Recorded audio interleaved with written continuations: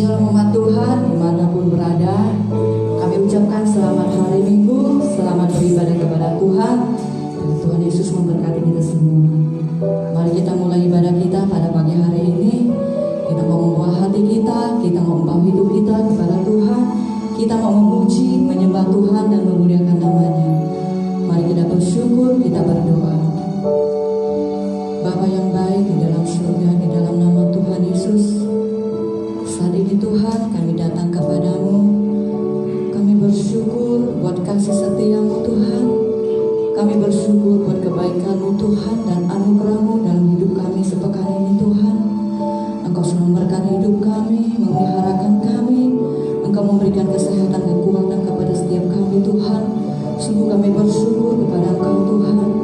Sehingga pada pagi hari ini Tuhan, kami boleh datang beribadah, memuji dan menyembah Engkau Tuhan. Kami bersyukur kepada Engkau Tuhan buat hari yang Kau berikan kepada setiap kami Tuhan. Terima kasih Tuhan. Saat ini Tuhan, kami bawa hati kami Tuhan. Kami bawa hidup kami Tuhan untuk menyembah Engkau Tuhan. Biar Engkau memberkati setiap kami yang hadir. Kau memberkati setiap umat-Mu yang ada di rumah Tuhan. Biar setiap kami Tuhan boleh memuji Engkau, menyembah Engkau Tuhan dengan sepenuh hati kami Tuhan. Terima kasih Tuhan, biar Engkau memberkati ibadah kami dari awal pertengahan sampai akhirnya. Biar Engkau beracara di tengah-tengah kami Tuhan, dimanapun kami berada Tuhan. Kiranya Tuhan kami boleh menikmati hadirat-Mu dan kasih-Mu Tuhan. Terima kasih Bapa, hanya di dalam nama-Mu saja Tuhan Yesus kami berdoa, kami mulai ibadah kami pagi hari ini. Haleluya, amin. Mari umat Tuhan, saya ajak kita semua untuk bangkit berdiri. Yang di rumah juga ada berbangkit berdiri untuk menyembah Tuhan. Mari dengan segenap hati kita menyembah Tuhan. Katakan, terima kasih Tuhan buat kasih setia-Mu yang kami alami dalam hidup kami Tuhan. Haleluya.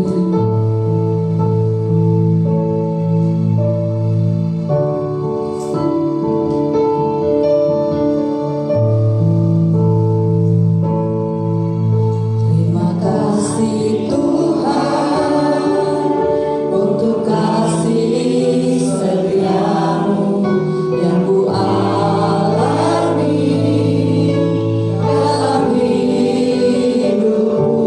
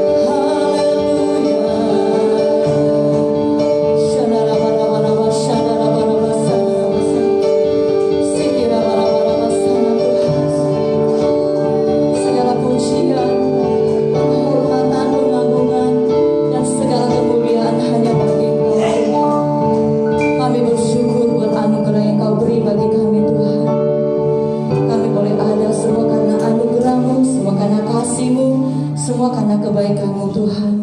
Sungguh kami bersyukur hanya kepada Engkau Yesus. Terima kasih Tuhan, sebagai rasa syukur kami mau memuji Engkau, kami mau memuliakan nama-Mu, meninggikan nama-Mu Yesus. Terima kasih Tuhan, kami percaya Engkau ada di tengah-tengah kami Tuhan. Dalam nama Yesus yang siap untuk memuji Tuhan, bersama-sama kita katakan amin. Shalom umat Tuhan. Shalom umat Tuhan juga yang ada di rumah. Semua apa kabarnya? Saya percaya semua umat Tuhan pasti kabarnya luar biasa, karena Yesus kita luar biasa yang ada selalu bersama dengan kita. Amin. Berikan tepuk tangan buat Tuhan Yesus. Kita mau memuji Tuhan, kita mau memberikan yang terbaik bagi kita, bagi Tuhan. Kita akan pujian. Mari masuk gerbangnya dengan hati yang bersyukur, ke pelatarannya dengan puji-pujian.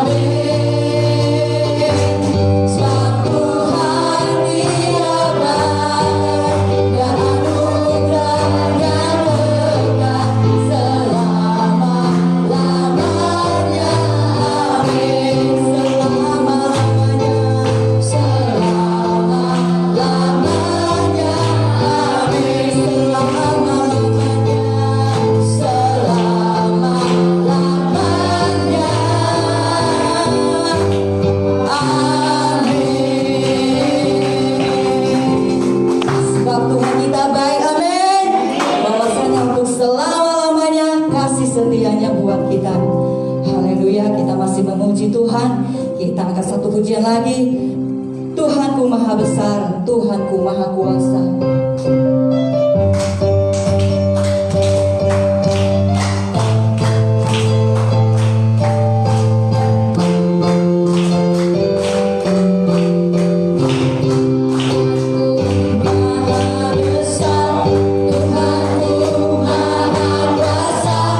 Raja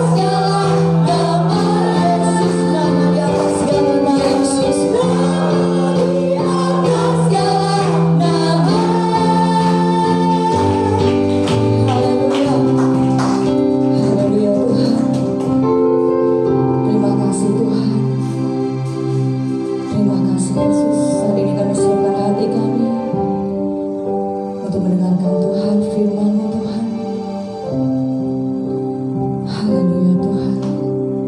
Kami rindu Tuhan menyembah Engkau Tuhan. Lebih dalam lagi Tuhan. Biar Engkau membawa setiap kami Tuhan. Untuk lebih dalam masuk ke dalam hadirat-Mu Tuhan. Haleluya Tuhan. Mari sama-sama kita angkat pujian ini. Lebih dari kata. Sungguh Engkau tahu, tak ada yang tersembunyi. Haleluya Tuhan. Terima kasih Tuhan.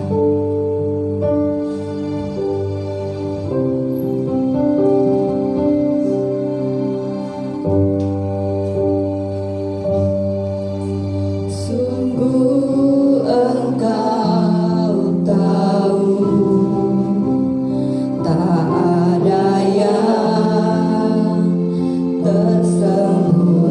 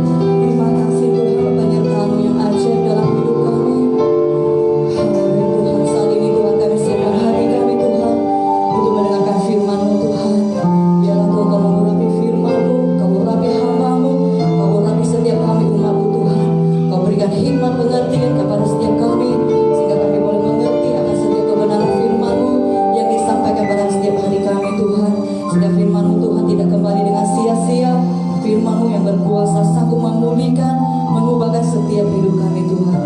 Terima kasih Bapa, hanya di dalam nama-Mu Yesus kami siap mendengar firman-Mu. Haleluya, amin.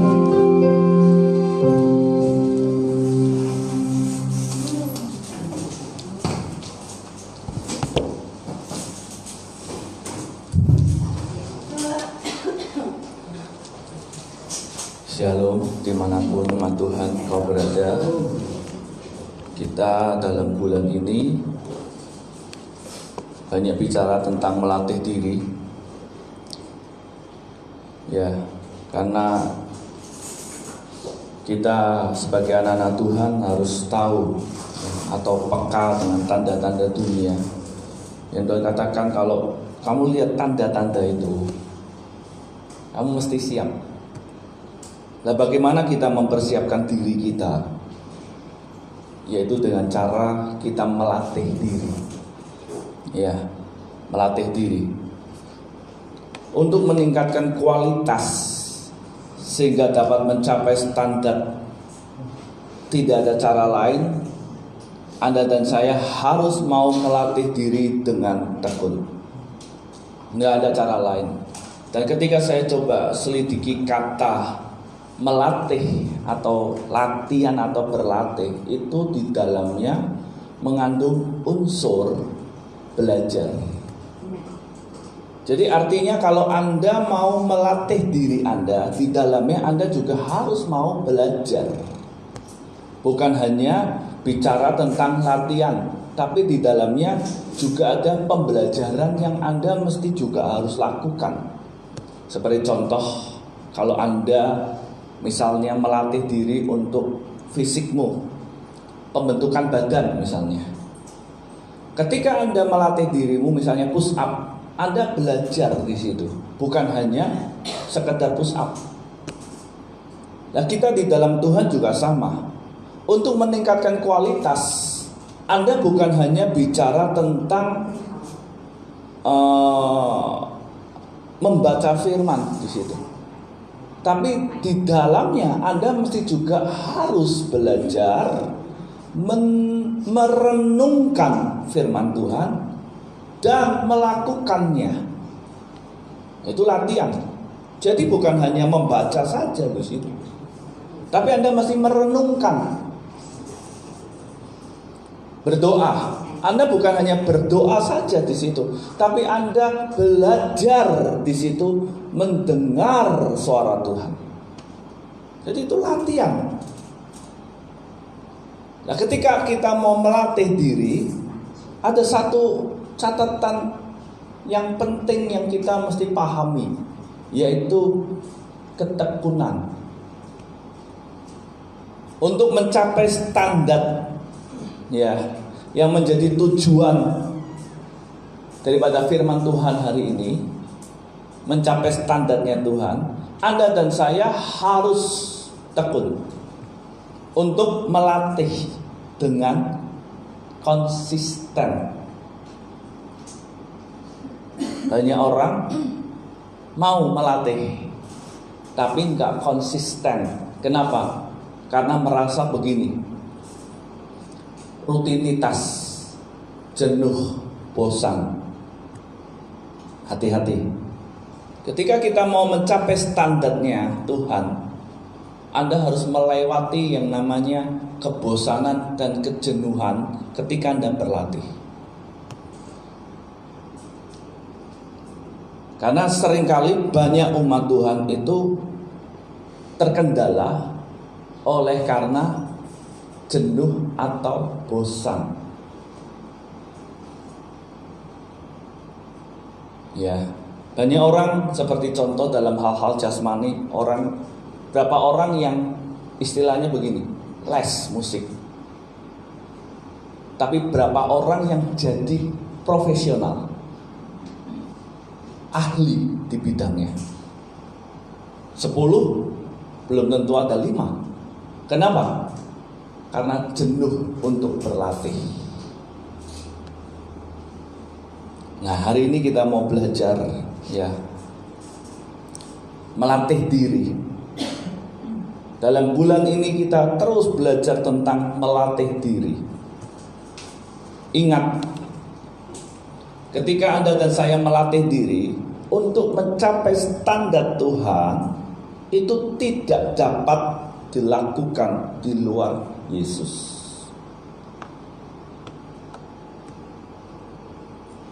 Dalam Yohanes 15 ayat 5 dikatakan, Akulah pokok anggur dan kamulah ranting-rantingnya.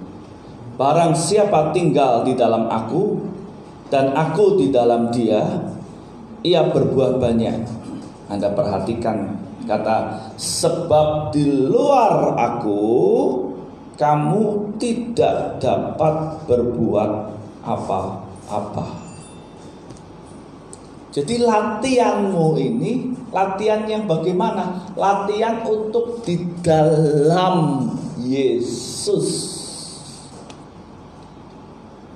Tinggal di dalam Yesus. Jadi apa yang kamu lakukan di dalam kegiatan atau kehidupan rohanimu secara rutinitas, Anda harus lakukan itu di dalam Yesus. Jangan engkau jadikan kehidupan rohanimu sebagai satu kebanggaanmu atau kesombongan secara rohani. Jangan. Ketika Anda melakukan itu di luar Yesus, dalam arti itu menjadi satu kesombongan, maka Anda dan saya akan gagal. Orang latihan itu tujuannya ya supaya bisa mencapai standar. Tidak ada kebanggaan dalam hidup seseorang kalau dia belum mencapai standar. Kebanggaan kita apa? Ketika kita mencapai standarnya Tuhan, kita bangga, Tuhan, karena Tuhan aku bisa.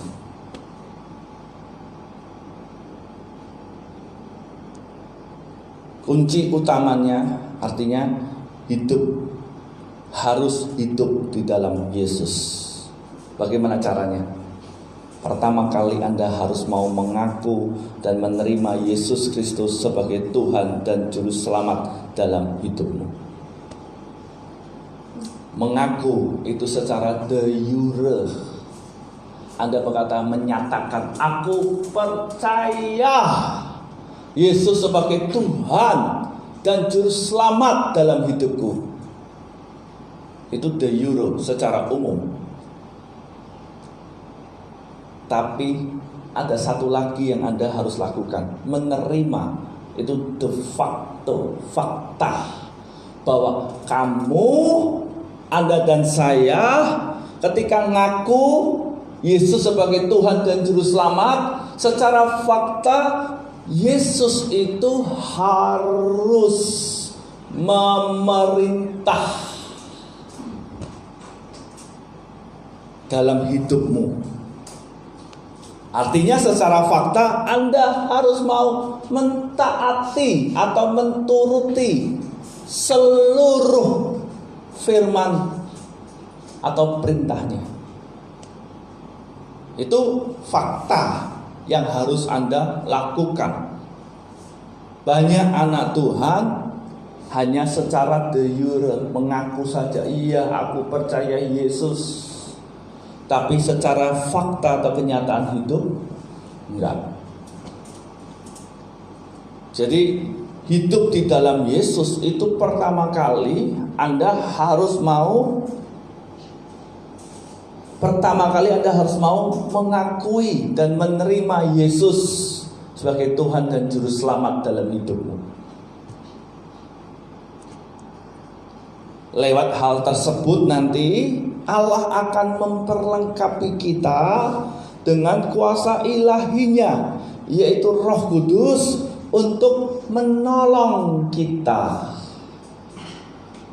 Dalam Yohanes 7 ayat 39, barang siapa percaya seperti apa yang dikatakan oleh kitab suci, dari dalam hatinya akan mengalir aliran-aliran air hidup. yaitu Roh Kudus yang akan diterimanya. Jadi ketika Anda dan saya mengaku dan menerima Yesus sebagai Tuhan dan Juru Selamat, dari dalam hatinya akan mengalir, Anda akan menerima Roh Kudus. Di dalam Yohanes 14 dikatakan gini, jikalau kamu mengasihi aku, maka kamu akan menuruti segala perintahku, dan aku akan meminta kepada Bapa, dan Ia akan memberikan kepadamu seorang penolong yang lain, supaya Ia menyertai kamu selama-lamanya, yaitu Roh kebenaran. Jadi Tuhan itu mau memperlengkapi kita dengan satu syarat. Anda harus mau hidup dalam Yesus, dalam anugerah itu, sang anugerah. Kalau kita tidak mau hidup di dalam Yesus, maka Roh Kudus itu tidak akan bisa bekerja di dalam hidupmu.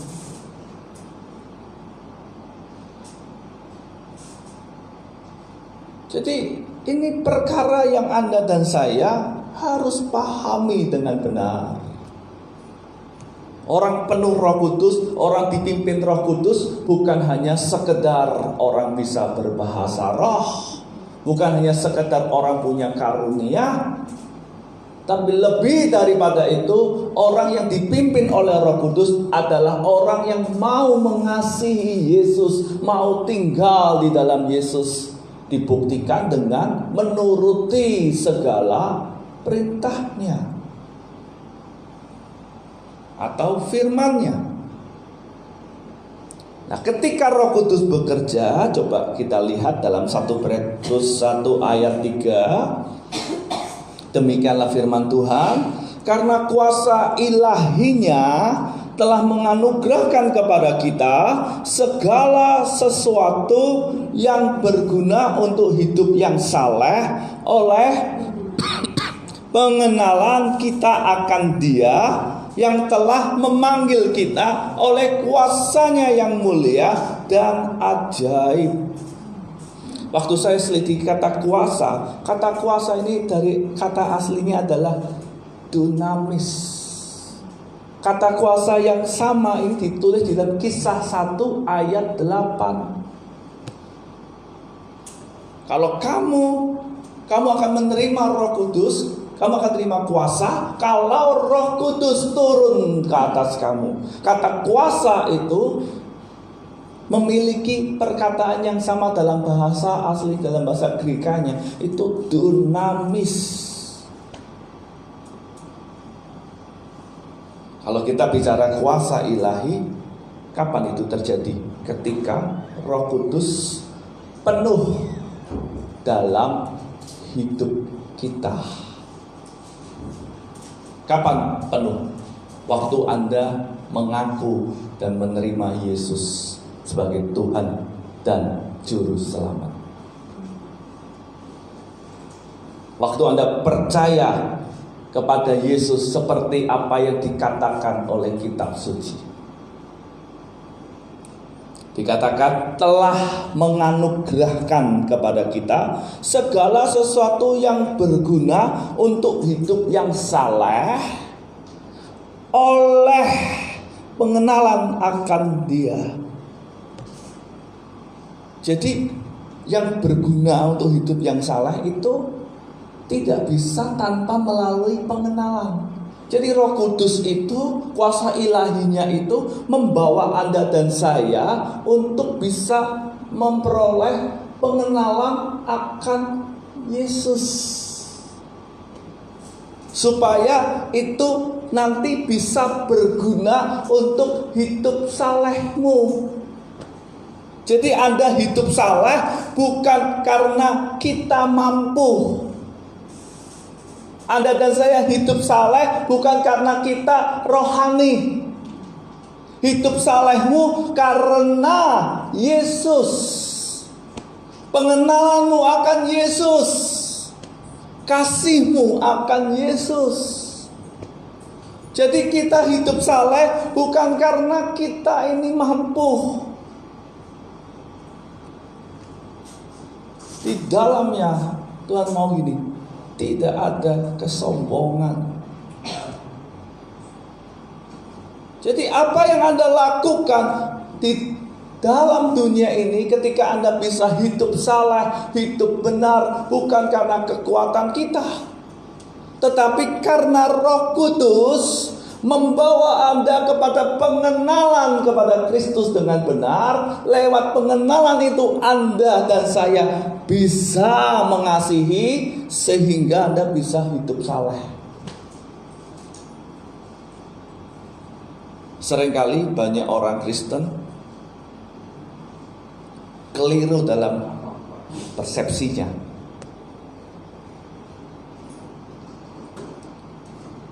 Menjadikan kehidupan rohani itu sebuah kesombongan.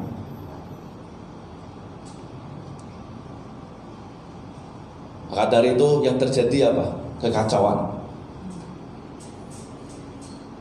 Anda mesti berkata begini, aku mampu hidup rohani karena Yesus.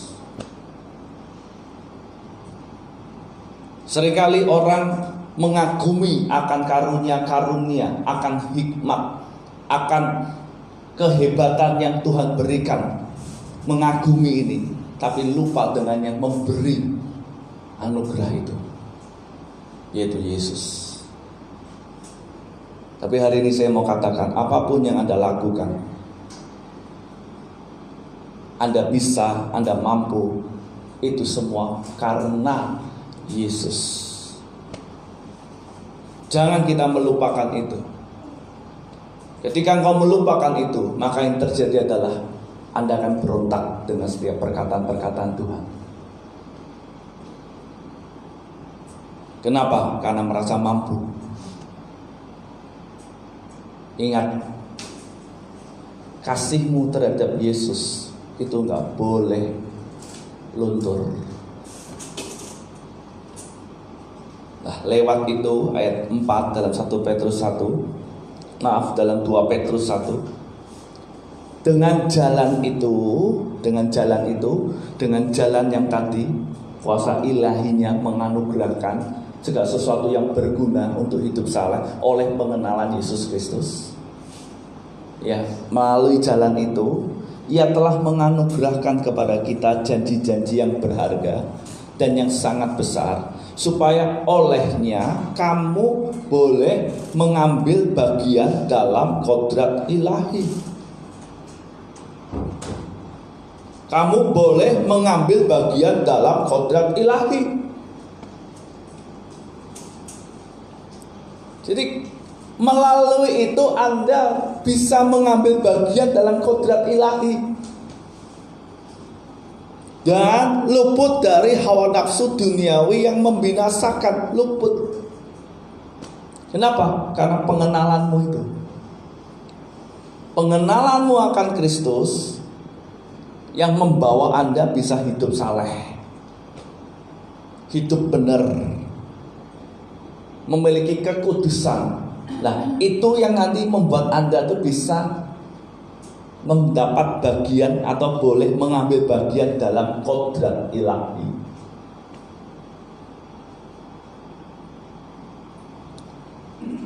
Jadi Roh Kudus itu membawa Anda untuk mengenal, sehingga Anda bisa diperlengkapi dengan segala sesuatu yang berguna untuk hidup yang saleh, sehingga Anda diizinkan atau boleh mengambil bagian dalam kodrat ilahi dan luput.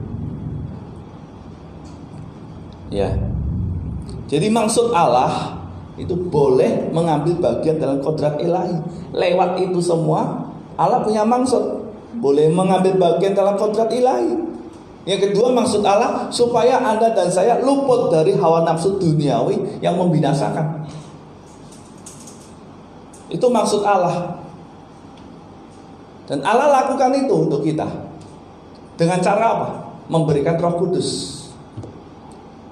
Pertama, Dia berikan Yesus dulu. Allah yang menjadi manusia.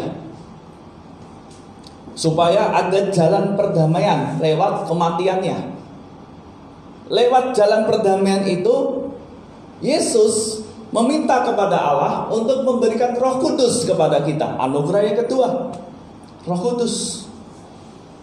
Untuk apa? Untuk memperlengkapi kita, untuk membawa kita kepada pengenalan. Ini bagiannya Allah. Anda nggak bisa lakukan itu. Tapi Anda dan saya punya bagian. Ketika Anda diberi itu, Anda dan saya punya bagian. Saya katakan gini, untuk hal tersebut bisa terjadi, kita harus bekerja sama dengan Roh Kudus.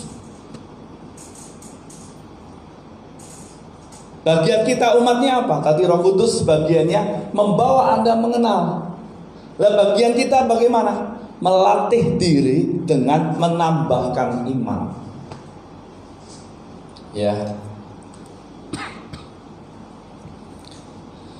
Yang pertama, bagaimana caranya? Berusaha sungguh-sungguh. Ini bagian kita. Latih dirimu dengan cara berusaha sungguh-sungguh. Saya kasih contoh. Misalnya, ada seseorang mau kerja nggak punya modal, susah. Terus dia butuh modal. Suatu ketika ada seorang pengusaha kaya raya datang. Dia berkata gini, aku mau beri kamu modal. Itu bagiannya pengusaha. Ketika Anda dan saya diberi modal, apa yang Anda lakukan? Apa yang orang tersebut lakukan? Dia harus berusaha sungguh-sungguh untuk supaya modal ini tidak menjadi rugi tapi untung. Demikian juga Tuhan. Keuntungan itu untuk siapa? Bukan untuk pengusaha itu saja, tapi untuk orang yang berusaha sungguh-sungguh. Tuhan juga begitu. Dia berikan Yesus. Anda terima Yesus. Gak cukup hanya terima Yesus saja. Karena dalam menjalankan hidup Anda perlu Roh Kudus. Tuhan berikan Roh Kudus. Itu tidak bisa diusahakan oleh manusia. Ya sekarang bagaimana? Anda yang terima Roh Kudus, Anda harus mau bersungguh-sungguh untuk menerima, atau untuk dipimpin, atau untuk dibawa untuk dalam pengenalan akan Kristus. Anda harus mau berusaha sungguh-sungguh. Untuk siapa? Untuk kepentingan kita, untuk menggenapi rencana Allah. Wow, Tuhan dahsyat. Kalau Tuhan gak tolong Anda dan saya, gak bisa. Apa yang Anda kerjakan sia-sia. Maka dari itu Tuhan melakukan bagiannya. Dan kita sebagai umatnya juga melakukan bagian kita. Apa? Melatih diri dengan berusaha sungguh-sungguh. 2 Petrus 1 ayat 5 dikatakan begini. Justru karena itu kamu harus dengan sungguh-sungguh berusaha untuk menambahkan. Anda perhatikan, harus dengan sungguh-sungguh berusaha untuk menambahkan. Menambahkan apa? Kepada imanmu kebajikan, kepada kebajikan pengetahuan dan selanjutnya.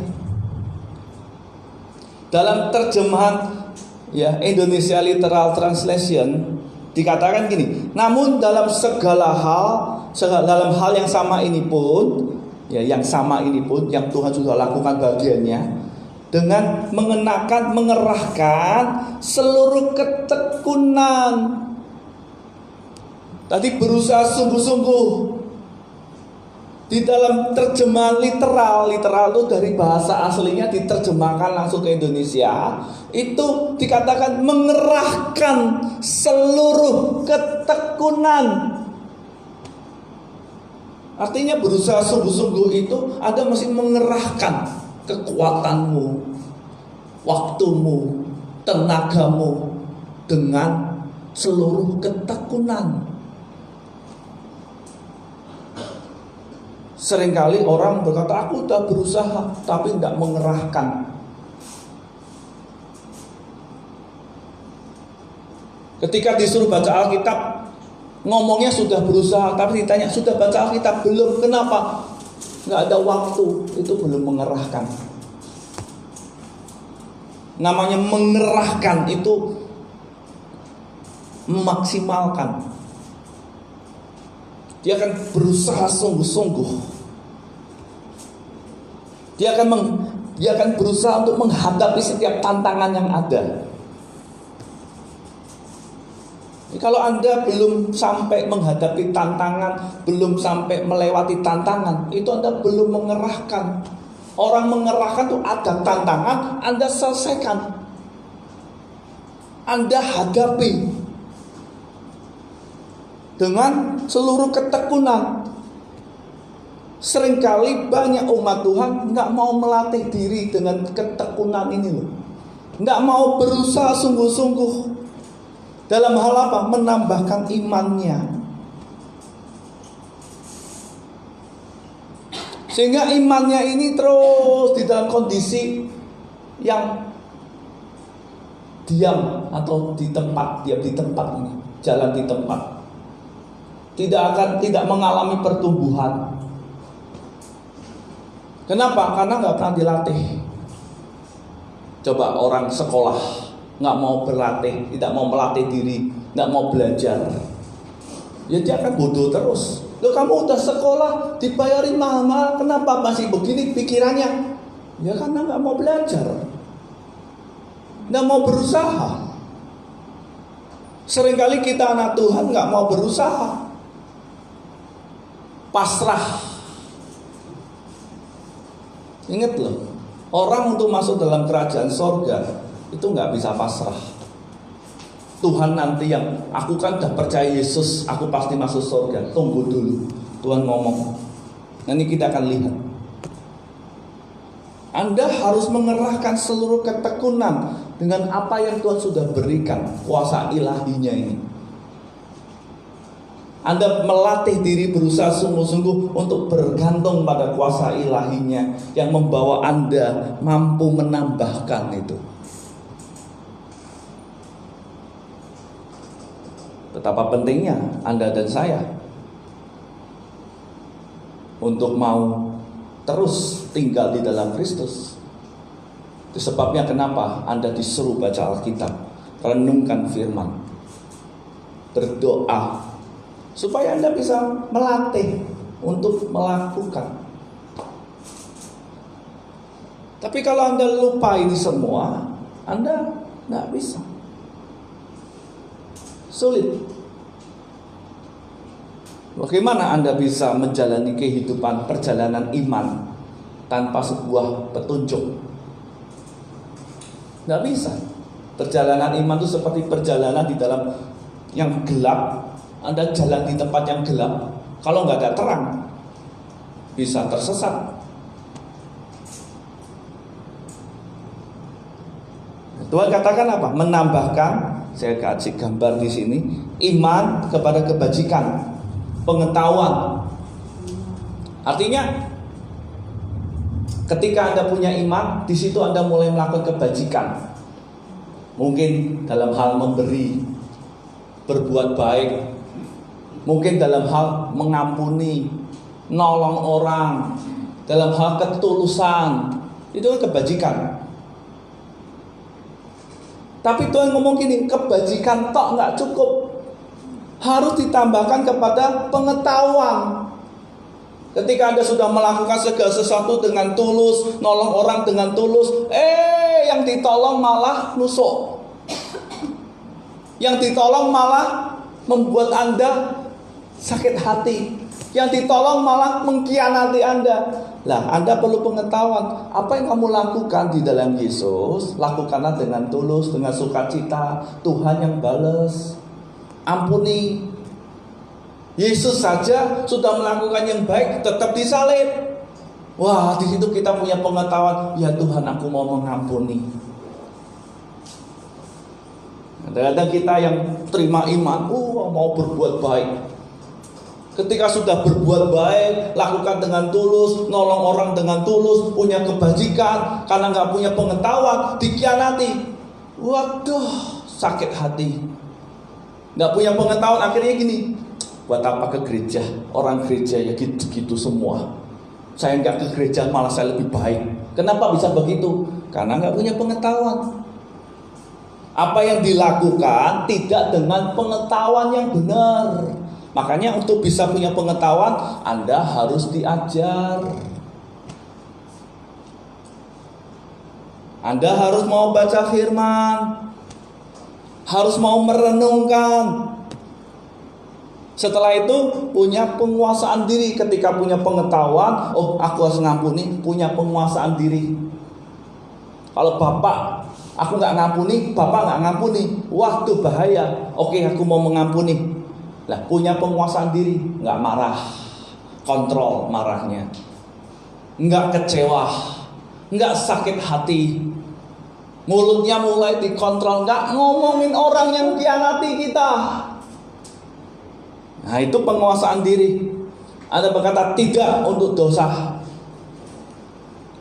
Setelah punya penguasaan diri, Tuhan ngomong begini, ketekunan, tambahkan ketekunan, tekun. Tidak hanya 1 kali, 2 kali, tapi terus, lakukan terus. Tekun. Nah, ketika kita tekun, nanti baru saleh, bisa mengasihi saudara seiman, agape, kasih ilahi, kasih akan semua orang. Kuncinya di mana? Ketekunan ini.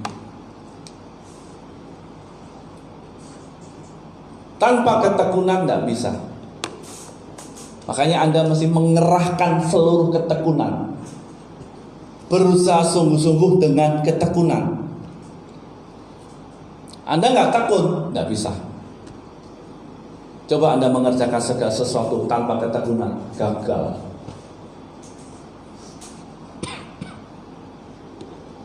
Nah, setelah Anda berusaha sungguh-sungguh, yang kedua mulai ada yang namanya ada kehidupan. Ada kehidupan. Kehidupan rohani itu dibuktikan dengan pertumbuhan iman.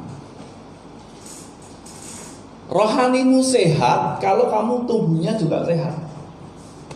Waktu bertumbuh itu sehat. Kalau seseorang tidak mengalami pertumbuhan, berarti orang itu mati. Coba bayi, kalau dia bayi terus kan mati berarti kan. Yang namanya hidup itu ada pertumbuhan. Dari 0 sampai umur 1 tahun ada pertumbuhan, 1 tahun sampai 5 tahun ada pertumbuhan tambah tinggi, ada pertumbuhan. Itu menunjukkan satu kehidupan.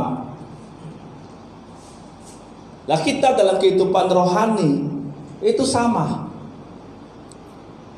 Rohanimu, imanmu ini bertumbuh, dikatakan hidup, itu kalau ada pertumbuhan. Kalau tidak hidup berarti tidak ada pertumbuhan. Jadi kalau imanmu mati, nggak ada pertumbuhan. Kamu mandul. Atau mungkin bertumbuh tapi cacat.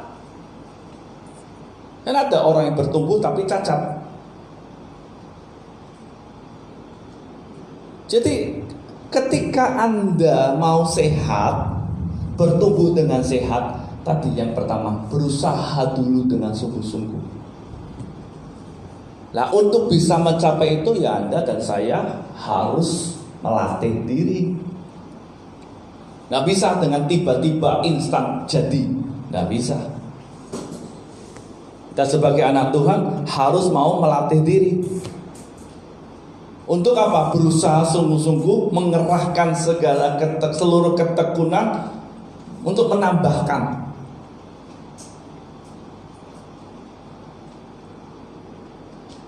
Kalau Anda tidak melatih diri, tidak bisa. Bagaimana untuk menambahkan? Ya, Anda otomatis harus mau baca renungkan firman, harus mau untuk berdoa, nyembah Tuhan. Anda harus punya waktu di situ. Itu mengerahkan waktu, mengerahkan tenaga, daya pikiran kita bagaimana? Anda harus mau menyelidiki.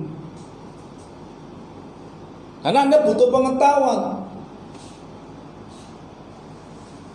Anda yang hari ini ibadah online, Anda lewat ini Anda ditambahkan pengetahuan. Oh iya ya begini ya. Terus apa? Mulai mempraktekkan ini namanya penguasaan diri. Dengan apa? Tekun. Tambahkan dengan tekun tiap hari. Ya. Ayat 8. Sebab apabila semuanya itu ada padamu dengan berlimpah-limpah, kamu akan dibuatnya menjadi giat dan berhasil dalam pengenalanmu akan Yesus Kristus Tuhan kita. Dalam Indonesia Literal Translation, sebab dengan ada dan berlimpahnya hal-hal ini tidaklah membuat lamban ataupun mandul bagimu berkenaan dengan pengenalan akan Tuhan kita Yesus Kristus. Jadi ada pertumbuhan yang sehat apa? Tidak mandul. Artinya kondisi imanmu ini hidup sehat, dibuktikan menghasilkan buah.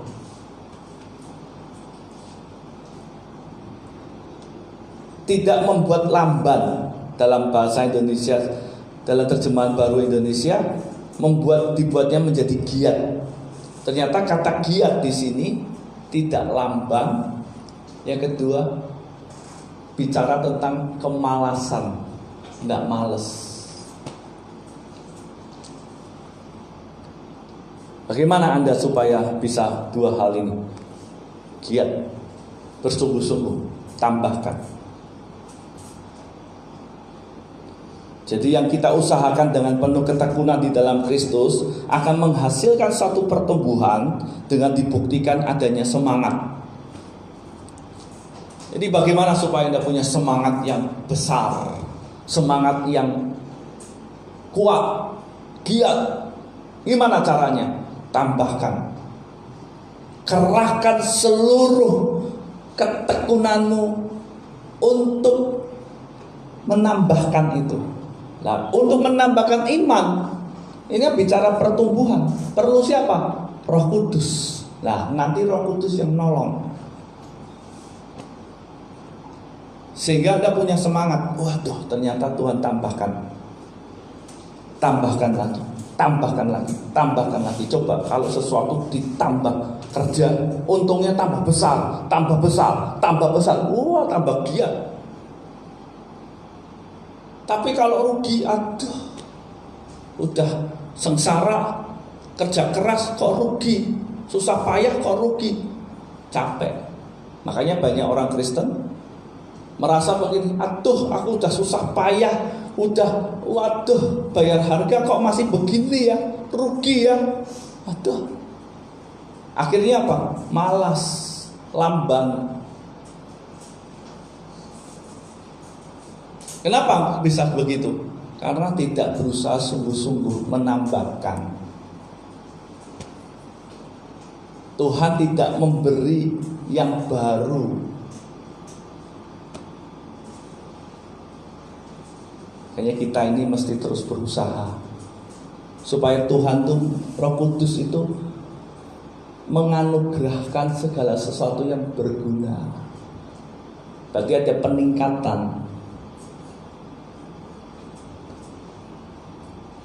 Peningkatan pengenalan akan Tuhan. Sehingga Anda dan saya giat, gak bosan, gak jenuh. Tapi kalau Anda tidak mau berusaha sungguh-sungguh, saya pastikan lambat, malas. Makanya banyak, kenapa orang Kristen itu malas? Ya gak berusaha sungguh-sungguh. Coba orang yang latihan sungguh-sungguh, ketika dia latihan sungguh-sungguh, ada peningkatan, wah, tambah giat. Jadi gak mungkin orang yang mau berusaha sungguh-sungguh, latihan sungguh-sungguh, gak ada hasil tuh gak mungkin, gak ada peningkatan tuh gak mungkin. Dalam hal jasmani saja kita bisa mengalami peningkatan, apalagi dalam hal rohani pastinya. Terus apa? Dan ada buah. tidak mandul. Jadi akan kelihatan perbedaannya. Coba orang yang sungguh-sungguh latihan, tidak usah jauh-jauh kita punya otot saja. Coba Anda latihan otot. Saya lihat di aplikasi-aplikasi Google Play itu, six pack 30 hari. Ada yang mau bentuk apa 30 hari, tapi konsisten. Saya lihat di YouTube orang 30 hari push up, 1 hari 100 kali. Dari hari pertama dia tunjukkan sampai hari yang ke-30 berubah. Cuma permasalahannya mau nggak berusaha sungguh-sungguh mengerahkan seluruh ketekunannya. Ini problem. Kadang-kadang 30 hari, baru 2 hari, 3 hari, aduh capek, bosan, ngapain kayak orang gila. Kita kan juga dalam kehidupan rohani, baca Alkitab ngapain? Paling itu aja isinya. Anda coba tekun, jangan lihat hasilnya dulu. Tunggu, hasil itu nanti pasti ada, tapi Anda mesti tekun. Segala sesuatu kalau Anda nggak tekun nggak bisa. Kerja pun harus tekun, sekolah pun harus tekun. Coba Anda yang sekolah tekun, pasti hasilnya lebih baik daripada yang nggak tekun. Kalau sedikit-sedikit bosan, sedikit-sedikit jenuh, capek, males, ya Anda nggak akan nikmati hasil. Di dalam Tuhan juga sama, Anda jangan lagi ngalami sedikit masalah, waduh kecewa. Itu namanya Anda nggak berusaha sungguh-sungguh. Terus ngomongnya aku udah sungguh-sungguh sama Tuhan. Loh, kamu gak ngerahkan no. Buktinya apa? Kamu kecewa. Belum apa-apa udah kecewa. Gak bisa. Anda baru 1 tahun, 2 tahun terus mau langsung naik ke atas. Gak bisa. Perlu proses. Nah, ayat 9 Tuhan tuh ngomong tentang peringatan. Hati-hati, ada peringatan. Apa? Tetapi barang siapa tidak memiliki semuanya itu, yang tadi mau berusaha sungguh-sungguh menambahkan, ia menjadi buta dan picik karena ia lupa bahwa dosa-dosa yang dahulu telah dihapuskan. Kenapa orang bisa buta dan picik? Karena dia nggak mau berusaha sungguh-sungguh. Jadi nggak heran nanti kalau ada anak Tuhan, loh dia katanya pelayanan begini dan begitu, tapi kok begitu? Ya karena nggak sungguh-sungguh, berusaha sungguh-sungguh untuk menambahkan. Kok jadi begitu jahat, berbuat dosa terus? Ya karena nggak menambahkan. Makanya Tuhan tuh ngomong, orang yang lahir dari Allah itu tidak dapat berbuat dosa. Kenapa? Karena dia mau menambahkan, mau mengerjakan dengan sungguh-sungguh. Coba orang mau mengerjakan sungguh-sungguh, orang latihan main piano. Kalau dia mau sungguh-sungguh berlatih, itu jari itu bisa ada mata, dan pasti nggak salah. Coba Anda lihat pemain gitar yang ahli-ahli kalau main, nggak ada suaranya tok, nggak ada, ting ting ting, enak. Kenapa? Karena jarinya udah dilatih, dikerahkan, udah ada matanya. Jadi nggak mungkin salah. Kalau saya lihat pertunjukan, wah main dengan asik tangannya, loh, saya pikir kok nggak kepecet yang lain, kok pas terus ya? Ya karena dia latihan. Tapi kalau orang nggak latihan, pasti jarinya nggak ada mata, buta. Nah, orang Kristen, kita sebagai orang percaya Yesus, kalau Anda nggak berusaha sungguh-sungguh, maka hidupmu ini jadi gelap. Karena apa? Lupa kalau dosanya sudah ditebus, terus berbuat dosa. Jadi Tuhan kasih peringatan. Hati-hati. Yang ketiga, ketika Anda mau berusaha sungguh-sungguh untuk menambahkan imanmu, ada kehidupan. Yang ketiga, ada hasil yang memuaskan. Ada hasil yang memuaskan. Ayat 10. Karena itu saudara-saudaraku, berusahalah sungguh-sungguh supaya panggilan dan pilihan makin teguh. Sebab jikalau kamu melakukannya, kamu tidak akan pernah tersandung. Apa hasilnya? Yang pertama, yang memuaskan, hidupmu tidak akan pernah tersandung. Waktu saya baca, orang yang lahir dari Allah tidak dapat berbuat dosa, kata tidak akan pernah tersandung itu artinya tidak berbuat dosa. Saya kaget, wow.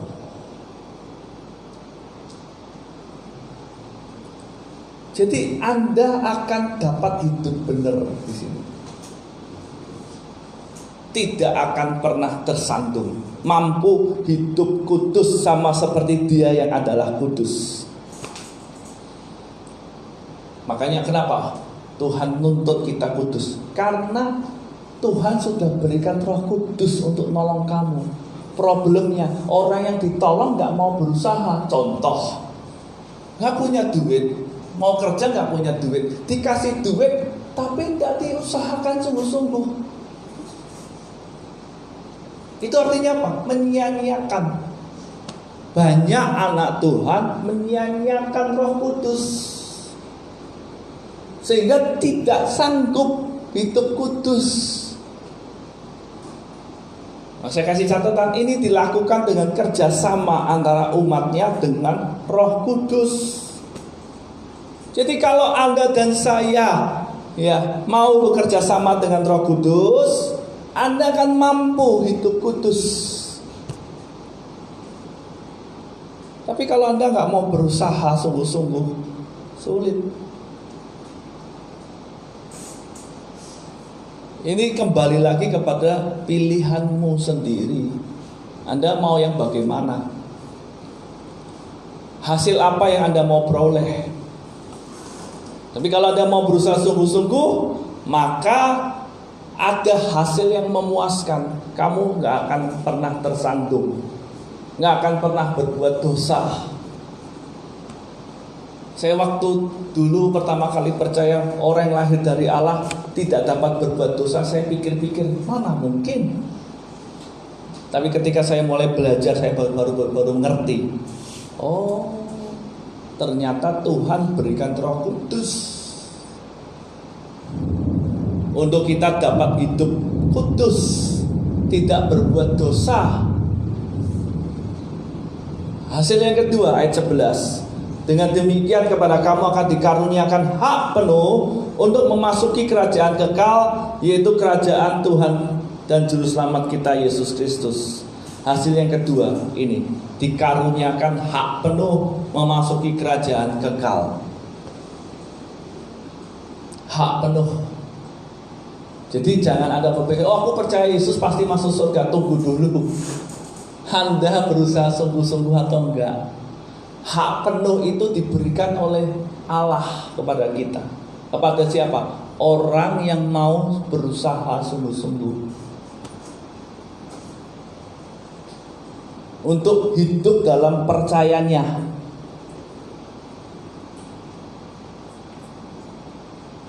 Tapi kalau orang gak mau berusaha sungguh-sungguh, gak bisa. Kepastian itu diberikan kepada orang yang berusaha sungguh-sungguh tadi, yang mau menambahkan. Tapi kalau dia nggak mau berusaha sungguh-sungguh di situ, nggak punya hak. Oh Pak, saya percaya Yesus. Percaya yang bagaimana? Percaya itu ada dua, belief atau trust. Kalau percayanya hanya di mulut, tapi dia nggak terima dalam hidupnya, itu nggak percaya, itu percaya palsu. Tuhan maunya ada trust, percaya dengan sungguh-sungguh. Orang percaya dengan sungguh-sungguh menyerahkan hidupnya, artinya dia mau berusaha untuk hidup dalam percayanya. Tadi menambahkan imannya. Artinya diberi kepastian dengan apa yang dilakukan di dalam Kristus Yesus. Diberi kepastian. Siapa yang beri kepastian? Bukan saya, tapi Allah sendiri. Nah, sekarang ini menjadi pilihan Anda semua. Ketika Anda percaya Yesus, Anda percayanya hanya mulut tok, ngaku apa di hati. Kalau Anda berkata aku mau, bukannya ngaku tapi aku terima, aku mau hidup dalam iman percayaku, Roh Kudus akan bekerja dalam hidupmu, memperlengkapi Anda, menganugerahkan kepada Anda pengenalan itu, supaya Anda bisa berusaha sungguh-sungguh melalui pengenalanmu di dalam Yesus, di dalam kehidupanmu di dunia, tentang menambahkan iman. Ketika Anda berusaha sungguh-sungguh, maka ada kehidupan, ada hasil yang memuaskan. Amin. Mari kita datang kepada Tuhan Yesus Kristus.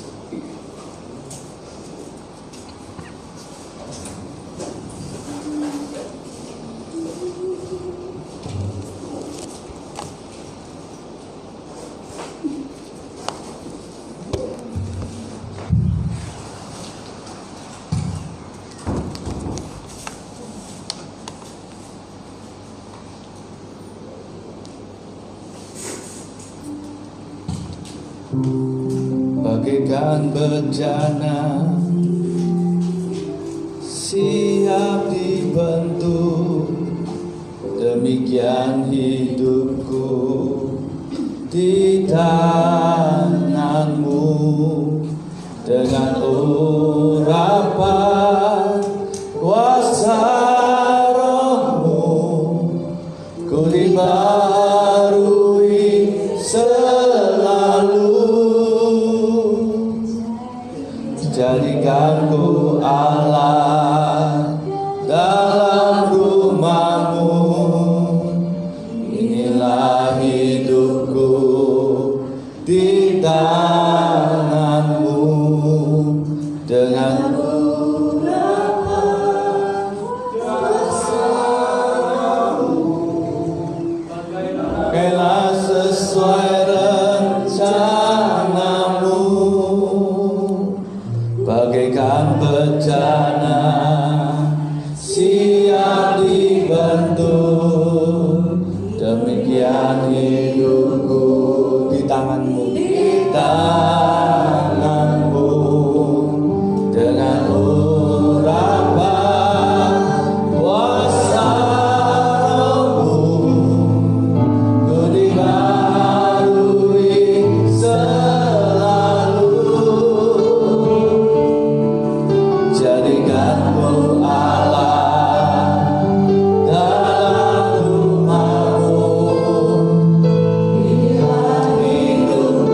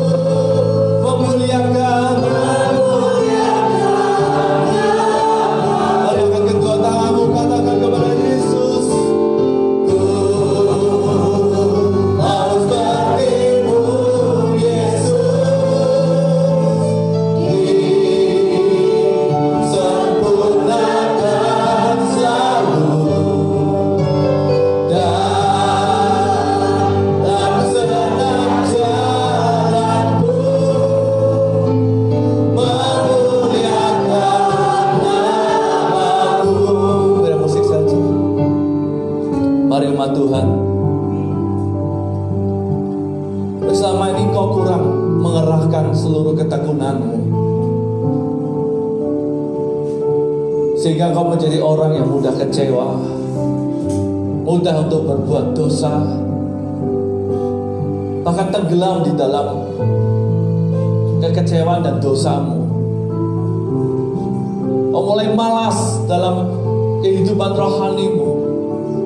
Mulai tidak menghasilkan buah, tidak ada pertumbuhan. Tapi pada siang hari ini ketika Engkau mendengar firman Tuhan, Tuhan katakan masih ada kesempatan. Mari bangkitlah dengan semangat-Mu yang baru. Katakan pada dirimu, Tuhan, aku mau dibentuk. Aku mau berusaha sungguh-sungguh untuk menerima setiap proses dalam hidup yang Kau berikan dalam hidupku. Aku tahu semuanya itu mendatangkan kebaikan. Aku tahu semuanya itu untuk menambahkan imanku sampai kepada kasih yang sempurna. Roh Kudus bekerja dalam hidupku. Mari saat ini kau minta Roh Kudus bekerjalah dalam hidupku. Anugerahkan kepadaku segala sesuatu yang berguna untuk hidup saleh oleh pengenalan akan Yesus. Mari saat ini umat Tuhan minta kepada Dia.